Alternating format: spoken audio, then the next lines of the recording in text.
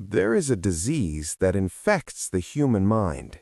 It is not biological, it is linguistic. It is the phrase, if only. If only I had taken that job. If only I hadn't married him. If only I hadn't gotten sick. If only I could go back and change it. We live our lives in a shadow world called the counterfactual. We imagine a version of reality where we made different choices, and we hallucinate that in that reality we are happy, we are perfect, we are at peace. This is the root of all resentment. By rejecting your reality, you declare war on time itself. You become a victim of your own history. You carry your past like a rotting corpse on your back, wishing it were alive. You are looking backward while walking forward, and so you stumble. But there is a cure. It is a concept so radical, so terrifying, and so powerful that it fueled the greatest minds of antiquity. The philosopher Friedrich Nietzsche called it Amor Fati, the love of fate. It is not the tolerance of your life. It is not the resignation to your life. It is the enthusiastic, ecstatic love of everything that has ever happened to you, the good, the bad, the tragic, and the mundane. It is the refusal to wish anything were different, not forwards, not backwards, not in all eternity. In this video, we will explore the ultimate formula for greatness. We will analyze the terrifying thought experiment of the eternal recurrence. We will look at Viktor Frankl's alchemy of suffering in Auschwitz, and we will show you how to stop fighting your destiny and start dancing with it. Welcome to Umbra Decode. Embrace the fire. Why do we suffer? The Stoics argued that suffering is not caused by events, but by our resistance to events. When you say, "This shouldn't be happening," you are arguing with the universe. The universe is a river. It flows in one direction.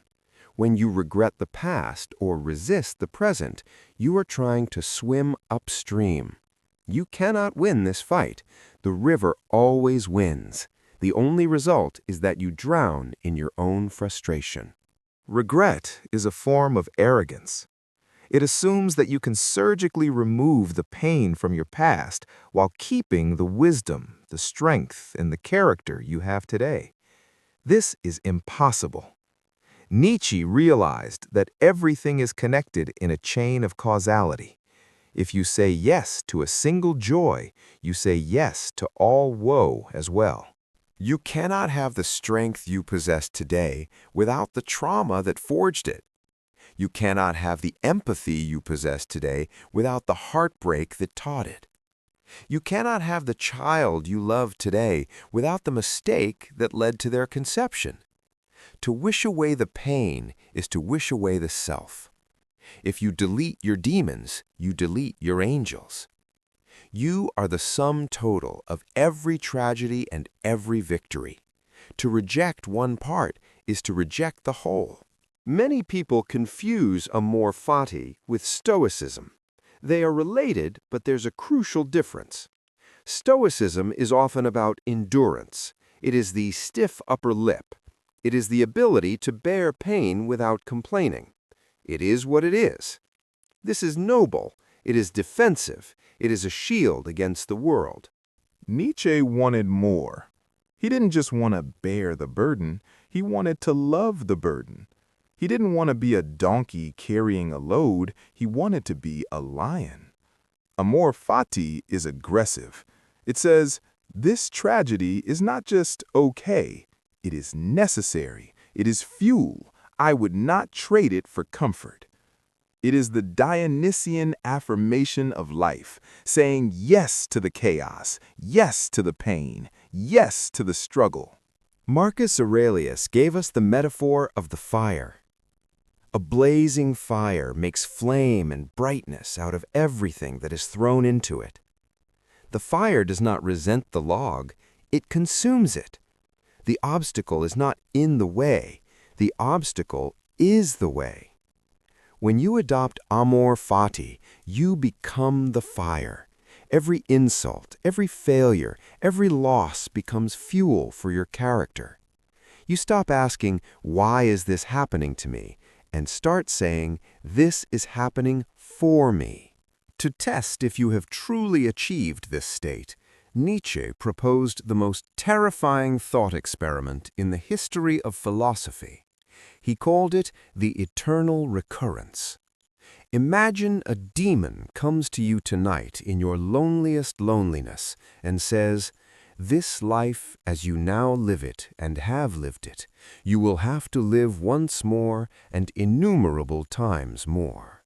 There will be nothing new in it, but every pain and every joy and every thought and sigh and everything unutterably small or great in your life must return to you, all in the same succession and sequence." Think about that. Every mistake, every moment of grief, every boredom, repeating forever, like an hourglass turning over for eternity. Would you throw yourself down and gnash your teeth and curse the demon? Most people would, because most people are living a life they are trying to escape.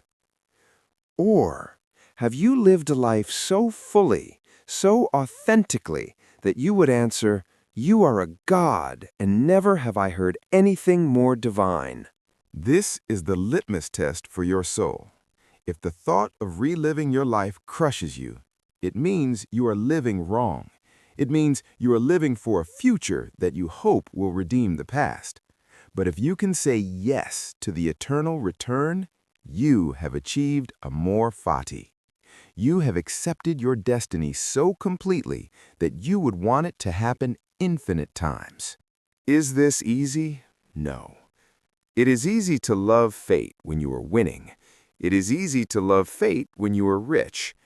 But what about when you are in hell? Viktor Frankl, a neurologist and psychiatrist, was sent to Auschwitz.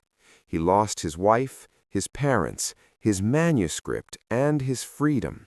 He was starved, beaten, and stripped naked. By all logic, he should have given up. He should have cursed his fate. But Frankl realized a profound truth. He could not control his fate, the camp, but he could control his attitude toward it. He found meaning in the suffering. He decided that his suffering was a task. It was a test of his spirit. He viewed himself not as a victim, but as a student in the harshest school on earth. He wrote, "Everything can be taken from a man but one thing, the last of the human freedoms, to choose one's attitude in any given set of circumstances." But Frankl realized a profound truth. He could not control his fate, the camp, but he could control his attitude toward it. He found meaning in the suffering. He decided that his suffering was a task. It was a test of his spirit. He viewed himself not as a victim, but as a student in the harshest school on earth. He wrote, "Everything can be taken from a man but one thing, the last of the human freedoms, to choose one's attitude in any given set of circumstances." The French philosopher Albert Camus took this further. He looked at the myth of Sisyphus, condemned by the gods to push a rock up a hill for eternity, only to watch it roll back down. It is the ultimate symbol of futility. It is the definition of a cursed fate. But Camus saw something else. Camus focused on the moment Sisyphus walks back down the hill. In that moment, he is free. He knows his fate. He accepts his rock. He realizes that the struggle itself toward the heights is enough to fill a man's heart. Camus concludes, "One must imagine Sisyphus happy." The rock is your life. Pushing it is your purpose. Do not wish for a lighter rock. Wish for a stronger back. Do not wish for the rock to stay at the top. Success. Love the pushing, the process. When you love the rock, you are free.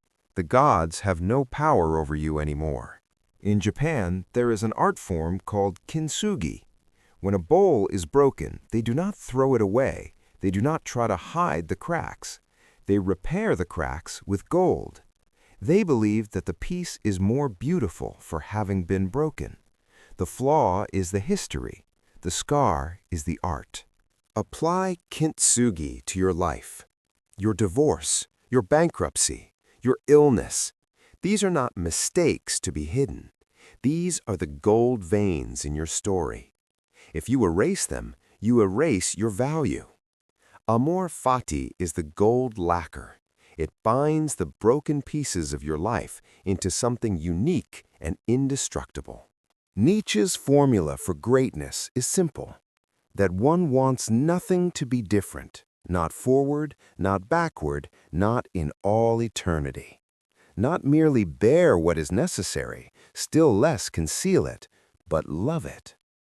Love your life, all of it. The scars, the mistakes, the heartbreak, they are yours. They are the ink in which your story is written. To embrace the chaos, subscribe to Umbra Decode. Amor Fati.